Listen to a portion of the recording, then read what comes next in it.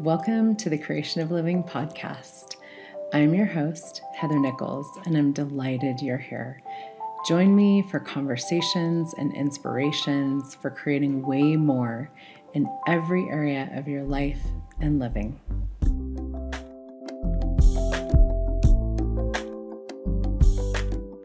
Welcome, everybody, to the Creation of Living podcast. I am here this week with a really amazing being that I just really think is fabulous and wonderful. I'm so excited to bring to all of you Mr. John Ashford. And John is an Access Consciousness Facilitator. He is a Being You Changing the World facilitator.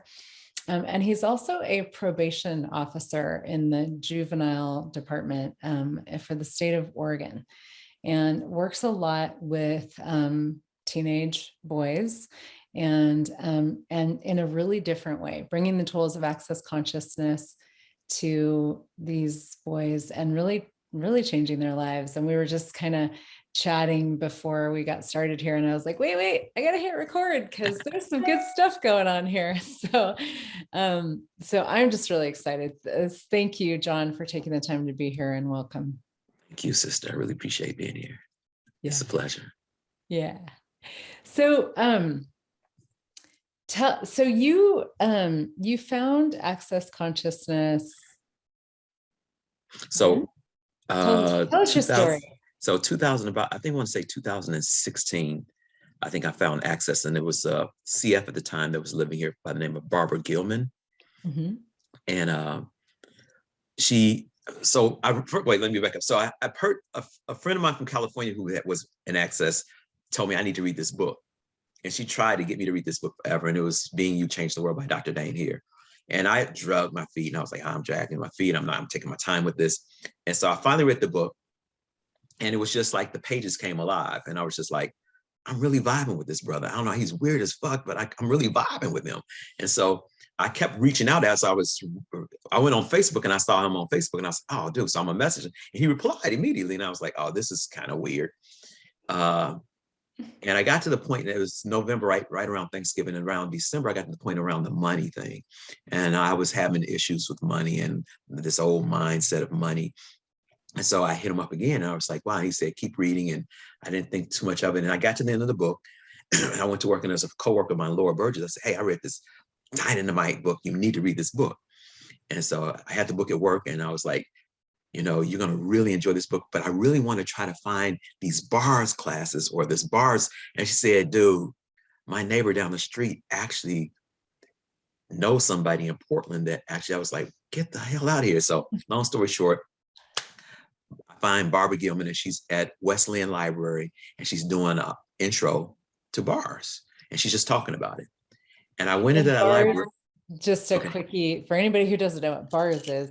The Access Consciousness bars is an amazing energetic modality where you hold 32 points on the head, and it just like relaxes your brain, totally dissipates stress, it can change your whole life, really. It changes your whole life. It changed my whole life. Mine too. Yeah. Cool. Go ahead. So anyway, I was sitting across from Barb, and she just talked about it. And the energy she talked about, and Laura, my coworker, we left work early one day, and we went down over to this library, and I was just like, I got to do this.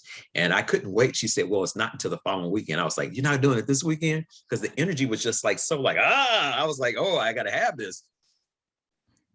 Heather, I went to that class, and I never had my bars ran before. And when I was in the class, I didn't get off. I remember Barbara giving me, said, you got to get off the table. I was like, not now. Let me just lay here for a second. Let me take all this shit in, you know? And I think that after that week, I was at Barbara's house probably every weekend. I took classes, or I was either sitting in because she needed extra for bar. Anytime she needed extra for bars or foundation, I was there. She did a facelift, energetic facelift class from Access Consciousness. I was there, and she needed up. I was there. So I just took it in. And in that following December, it was a snowstorm like we had this year. I was in the backyard, and I was just like, and I was ending my rope. I was like, I got this stuff. I don't know what to do with it. And I did a video. And I decided at that time that I was going to use this book with my clients, because I was saying, if I'm having this miraculous change, what would this do for some of the young people? It started to change their world. I did this video. Barbara was in South Africa at one of, I think, a foundation class or some class, or a COP class, a choice of possibility class in South Africa. And she said to Dane and Gary, I want to show you this. And I think, because I was keeping in contact with Dane, but not much at that time. And then Dane and Gary are the founders of Access Consciousness. Yes. For anybody who doesn't know that. Yeah. Yes. And it just changed. I was just like, I did this video. They saw the video. Immediately, Sarah Benedetti came out. She interviewed me here. There was a bunch of people in Portland I worked with that she spoke to. And I was just like, this is what I'm going to do. Dane invited me to come to Seattle in that class I met. The first time I met you up in Seattle for, I think it was ESB class. Energetic synthesis of being, yeah. And when I was sitting in the back of the room, I remember Tori, my wife, was saying, I was just like, I don't ever want to leave this. And so I was probably like 50, I'm 58 now. So I was like 52 or whatever. I was like, I've arrived. You never really arrived. That's what I come to find out. But I had arrived to something that I've always known that was possible. I felt like I was sitting in the Matrix movie. I felt like Morpheus. And I was like, oh, I found it. You know, I'm outside. I can get outside the fucking Matrix. And so,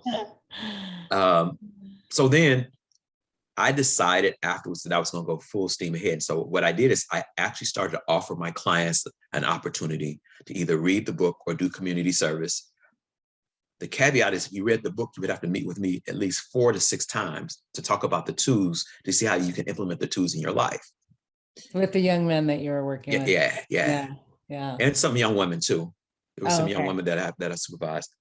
And what started to happen is I started to see, I remember after the first meeting with this family, the family came back, and the kid went out of my office. The mom came back and closed his door, and he kept going down the hall. She said, I have to say something. Whatever you're doing, don't ever stop. I don't know who this kid is anymore. And I was just like, well, what do you tell me more about it? I don't know. She said, he's just different. And I realized immediately that after that first session with that boy and his mom, that something magical happened. Something that I had always desired before I was going to retire is like, what tool would I be able to find that would engage somebody to choose something different for themselves? And Access Conscious Being You was it.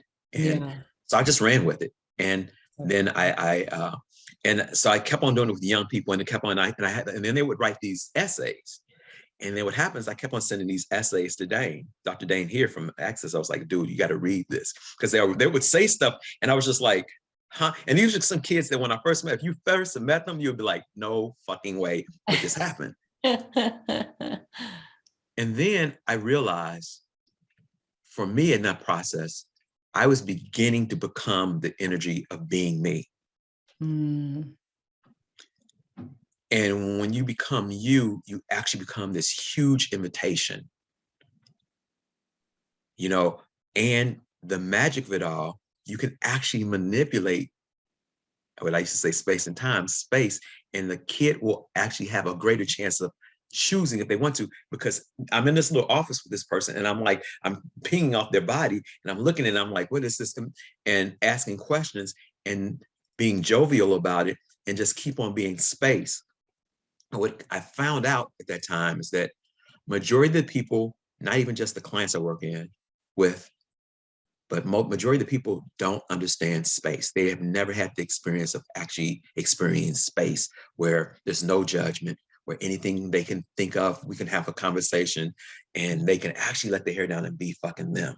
Yeah, so true. And I found that, and then I got really excited because my other coworker that used to be in the department, he was a federal agent.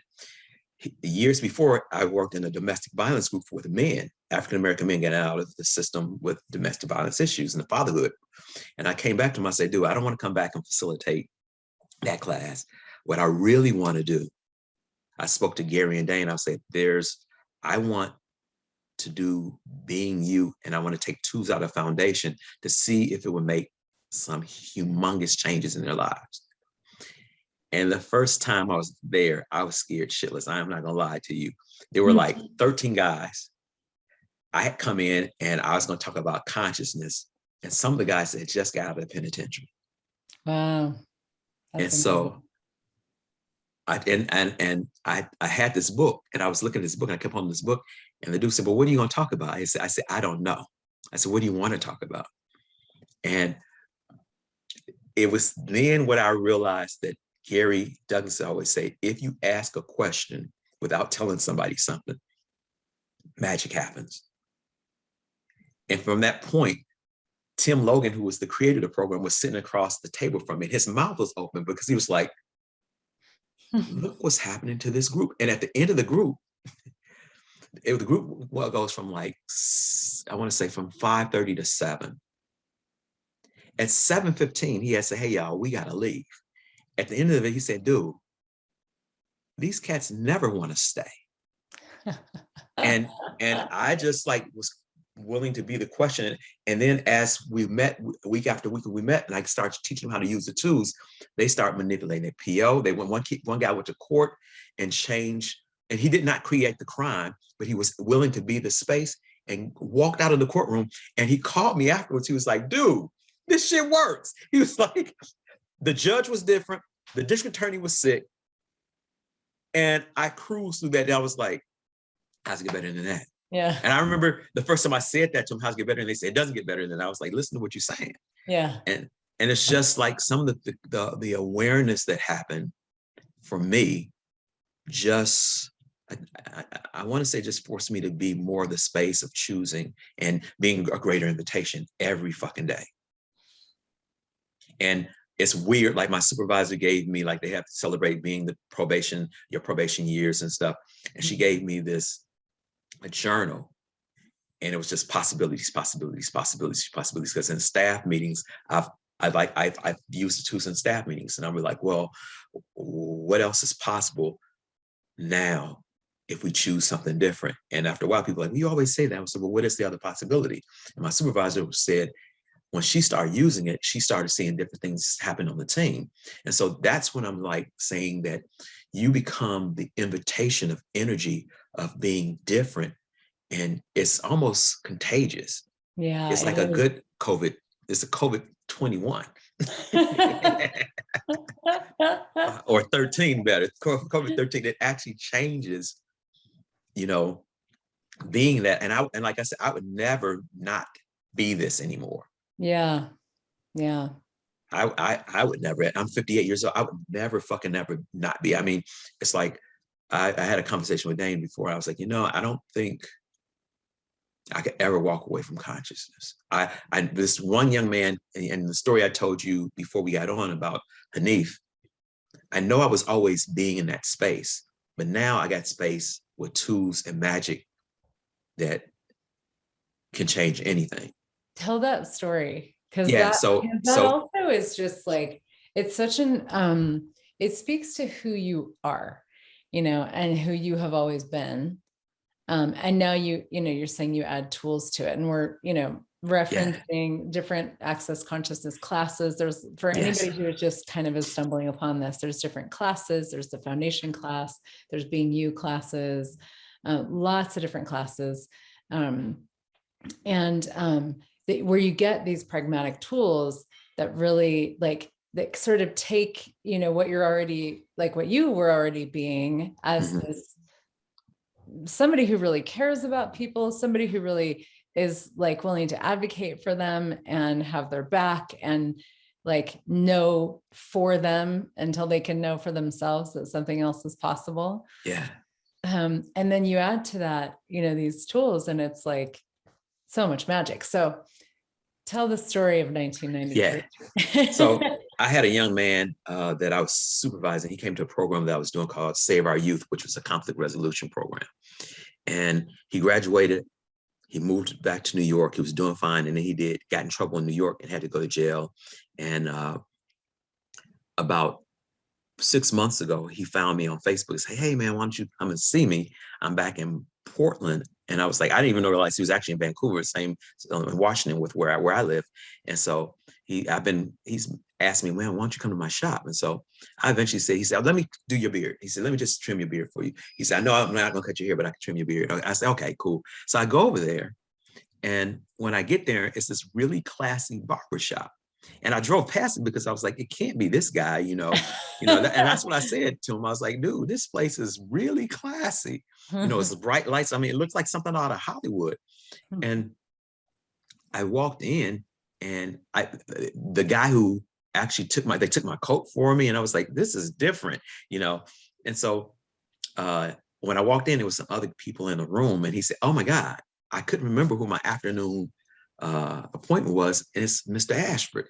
And he'd start telling these people in the shop, this guy was my old probation officer. He's one of the wisest guys I met. I'm doing the shop like this because he really set me up to really think outside the box. And so I took the chair, the rest of the people leave, and he told me he had a book club. But before that, I started noticing on the walls all classic books that he had on the wall. He had posters about the size of the wall that he made, like 1984, Mark Twain. He had all these books, and I was just like, what? And he was like, I want to create a space where people can actually be different. And then he said, I have this book club, and I'm having this month, what we're reading is Celestine Prophecies. Now I started laughing. I was like, dude, you are reading Celestine? He said, yeah, I'm having these guys come here, and in the evening we do this book club. And I was just like, what the fuck? I was like, he was like, yeah, man. I mean, I'm way. And then we even had deeper conversations. We talked about Black Lives Matter. And he's talking about how he couldn't get down with that. And I was like, me too. And so we started talking about that, not understanding what was going on, but talking about what is created in this country with all of the separation that's going on, and how it's sponsored by our government to do that, and how people are not going to get out the box. And so I'm looking at, and he's cutting my beard, and I stop, and I'm like, is this the same cat I'm talking to that was like a smart ass when he was 17? And we started laughing. And so I left, and I was at work today, and I was like, we have this International Bars Day on the 15th.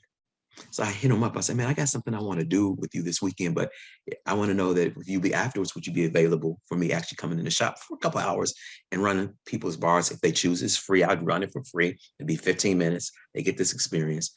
And then I said, and then after you have this book, I have this book that I want to give you, because I would definitely think that this book would change if you want to do this book club with this, and I'll join a book club with you. And so he said, well, he said, I'm busy. Let's talk. Send me all the information. And that happened. And what I'm realizing is, I didn't realize the influence I had with this guy. And this is way before Access for me. Yeah. I didn't understand it. But what I realized, and what he's saying, is the continuum. Yeah. And he was like, I'm glad to be back in your space. And I said, well, dude, I got some shit off the hook right now for you. You think I was talking about some shit back then? I really got some shit for you right now. It's going to change everything. And I mean, this kid is like living out in Orchards, which is like more of the, it's beyond the suburbs, and he's raising his family out there. And I'm like, and just the conversation, and he kept on emphasizing, man, dude, thank you. He said, thank you for actually sparking this for me when I was 17. And what I realized is that when you plant a seed, sometimes you have to push that seed way down into the earth. Yeah. And then be patient. Yeah. Especially with young men. Yeah. Because he went through a whole lot of stuff. But when it took root, I'm like, wow, I'm in awe. And this guy thinks, it's kind of interesting. And I went back and I started following some of the people that I've worked with in the Justice Department, Juvenile Department, and they were living so far out of the box. And I was like, so I got to be the Trojan horse to bring consciousness even when I didn't know what it was. And I remember sitting back once before, I was telling Troy, man, this sucks. I'm 31 years in this job. I haven't changed anything. And she kept on looking at me like, you're stupid. But after yesterday, I realized that I have always been on a path of I didn't call it consciousness then. I was like awareness. But I realized that being it is the change. It's the change agent. And you get to a point that you can fake the funk, you can act like you know something, but nothing's more authentic than being the energy of consciousness. Because Yeah. once you're the energy, everything changes. Yeah. And like you said, you didn't even know you were being it. Yeah. People could hear that and be like, being the energy of consciousness. Oh my goodness, that sounds so complicated, Yeah. But Yeah. it's like, it's kindness, it's caring, Yeah. and not Yeah. judging people. It's Yeah. having people's backs. It's seeing what they're capable of and never giving up on that, and allowing them to also make the choices that they make. And Yeah. Yeah. yeah, this is, and as I say that, it's like so John, and some of the listeners know, but I've just recently been through a lot of change with my own teenage son, Yeah. who wasn't doing so great. He was, dabbling in drugs and vaping and stealing and lying and all that kind of stuff, at age 13. And I knew where it was going. I'm a social worker. I used to work with youth long time ago. I used to work with actually a lot of boys, adolescents, and I did some wilderness therapy with them back in like the, I guess, mid to late 90s. But I knew where it was going. And it was like, we could wait, like we could have let him kind of skate a little bit and see what he was going to choose, but I knew what he was going to choose. And I also knew who he was. I was like, this kid is brilliant. This kid is a genius. This kid is phenomenal, so kind, so caring, so sensitive, so aware, and has nowhere to fit in like public schools and like in, the world that he thinks is real, Right. And so I really made the choice for him. I was like, we need to do something, and we need to do it now before this gets really bad, before he's like really deep into where he's going, And so we sent him to 3 months of wilderness therapy, and now he's at a boarding school and he's doing absolutely phenomenal. But it's been such an interesting, because that whole mental health world was like, especially with teenagers, that was more a part of my world when I was a social worker doing that, in the late 90s. And now here, having a two teenage children, it's like, and everything that's been going on with COVID and all that, it's like, there's a major mental health crisis going on right now. For kids, for all kids, and it was so interesting looking at what we wanted to do for him, because we tried to find him a therapist here in town, and there weren't even therapists available. Like they're like, I'm so booked, I don't even have a wait list, And so the resources are getting to be pretty tapped, and I'm actually really glad that we weren't able to find somebody, because we were like, all right, let's do this wilderness thing, and let's just go full on with what we're going to do here. And it was the best choice I've ever made so far as a parent.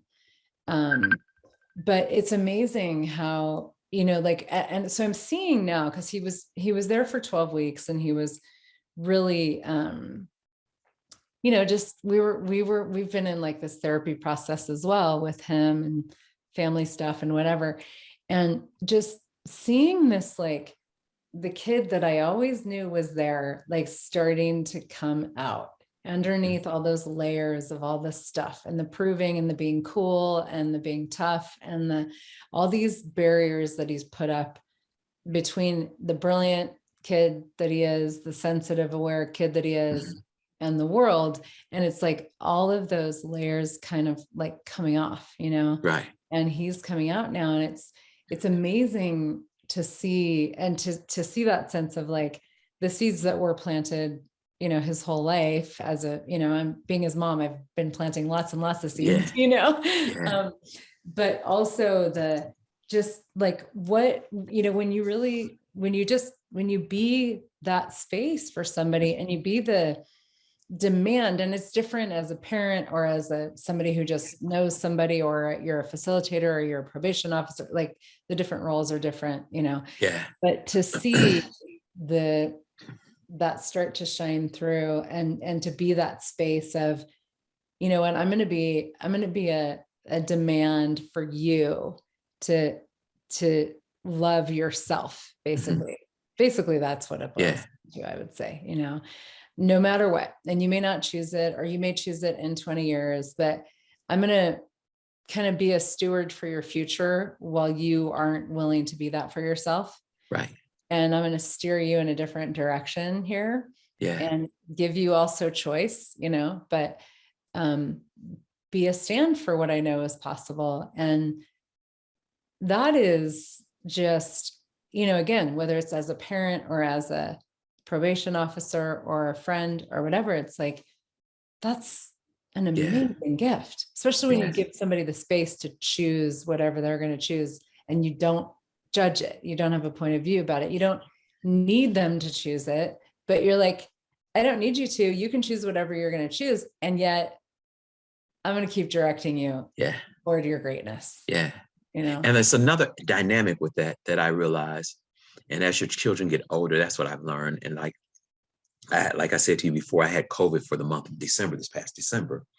And so I didn't leave the house, and I was doing a lot of reflecting. There was a couple of days. So I was like, am I going to die? And I was just like, fuck it. I'm not going to die. I'm choosing to live. And this shit is not bigger than me.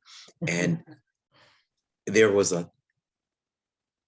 3 words that came up for me that I kept on, like, I think I woke up one night, like at 2 a.m. and I kept on hearing this 3 words: let it go, let it go, let it go. And so I decided, I was like, that's going to be my new mantra for 2022.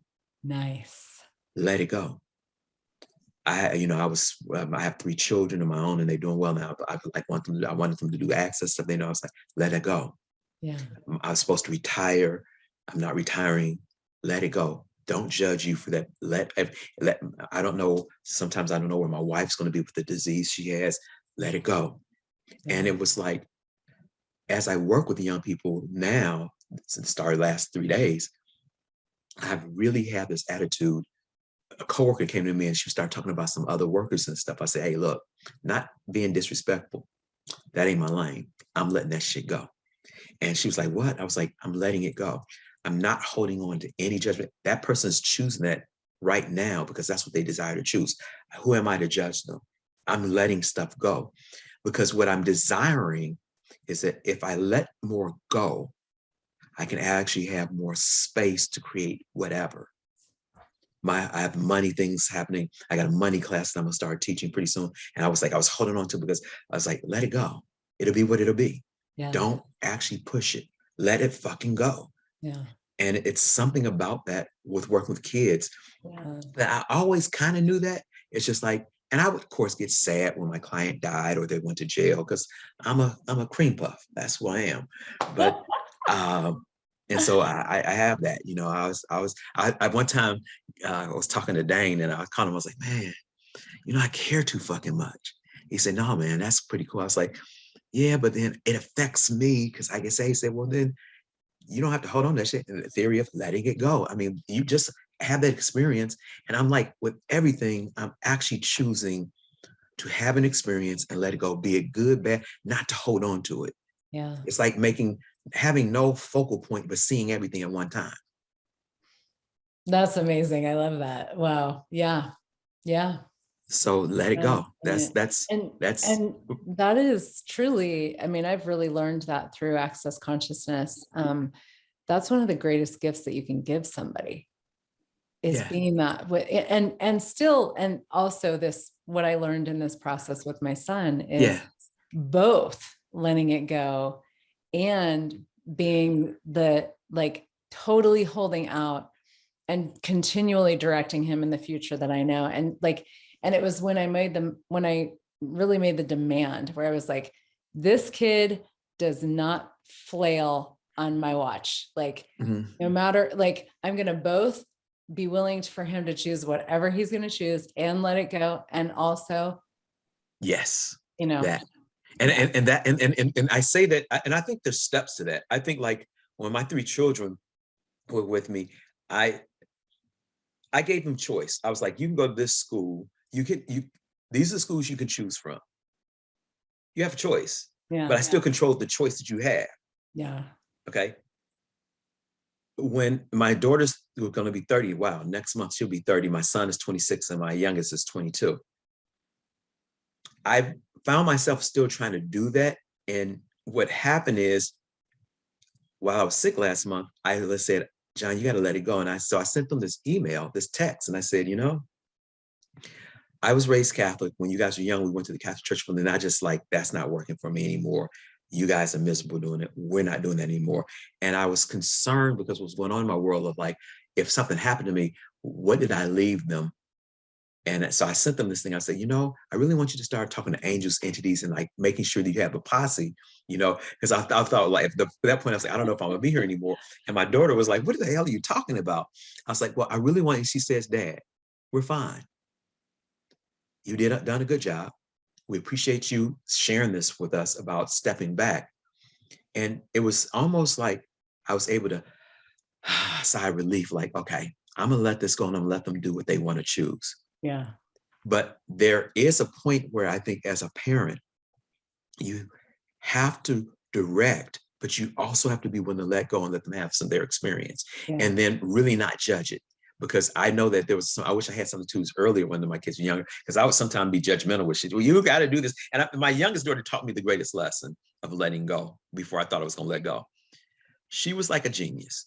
And one day she was in 8th grade or 7th grade, 8th grade, and she was sitting at this table. And I was like, you have to go to bed at such and such time, because go to bed this time, you get up early. And she said, Dad. And I was standing on the stairs, going upstairs after I told her, you need to take your shit upstairs and go to bed. You got to catch the bus in the morning, school bus. And she said to me, Dad, I have A's. You never have to get up. I take my lunch. I've never missed the school bus. And I don't know why I have to go to bed if I can maneuver in this. I know that most people do that, but why do I have to do that? Because everybody else. And it was the first time I had a lesson of actually stepping back and parenting different than like, well, I'm gonna be different. I'm gonna be that different dad, because I was a divorced dad, than other dads. And I think my oldest daughter reminded me of that when I sent that text this last month about, Dad, we got this. You did this. Step back. I'm gonna support you in stepping back, and we'll let us deal with this. And as a parent, you still have this anxious or this angst that you like, did I fuck up by letting go? Should I have not sent that text? But the process of it is like, how do I stay in my awareness of letting go of them so I can do more of me, so that I'm actually a greater invitation to them. Yeah. And I think that, and that part of being in a parent role with that's it. Your son will see, oh my God, my mom did this, and then let go. And then I was able to choose. And what happens, it propels them in another future, they don't have to live in this reality like everybody else. Yeah. Like, somebody told me, why you call yourself your kids? Kids are baby goats. They're smarter than that. And I was just like, you're right. So I'm letting go of everything this year. So That's awesome. That's awesome.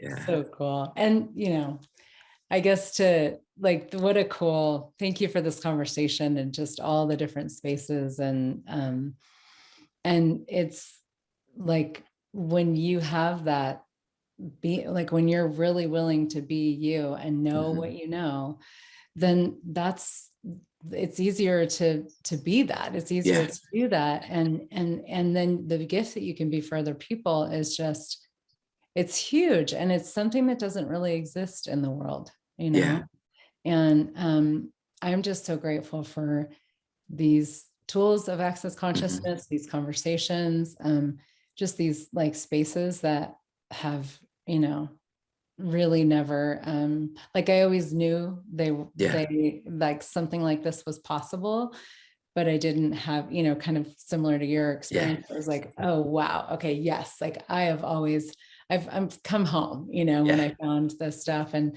how amazing to share it with the incredible young people in the world and everybody, but there's so many young people out there that they don't know how aware they are. They don't know how smart they are. They don't know how brilliant and sensitive they are. And, to share a different possibility with kids like that, it's what a gift. So thank Yeah. you for doing what you do and being Thank you, sister. what you Thank you. be. Thank you. Thank you. Yeah. Appreciate it. Thanks so much. Yeah. And thanks everybody for listening. And, if wherever you are in the world, Access Consciousness is most likely not that far from you. There are facilitators all over. There are people who do, who can run Access Bars sessions and do classes. And so go to accessconsciousness.com and you can look up people in your area for you or your children or, any of your loved ones, anybody who's interested in something different. So yeah. It's magical. Don't miss out. It is magical. Yeah. So thanks so much, John. Thanks Thank you so everybody much, sister. for being here. Until next time, take care. Peace. Bye-bye. Thank you for joining me for the Creation of Living podcast. If you enjoyed this episode, please share it and leave me a review. If you would like more, you can find all kinds of resources and upcoming events at heathernichols.com. Until next time, remember, my beautiful friends, the world thrives when you do.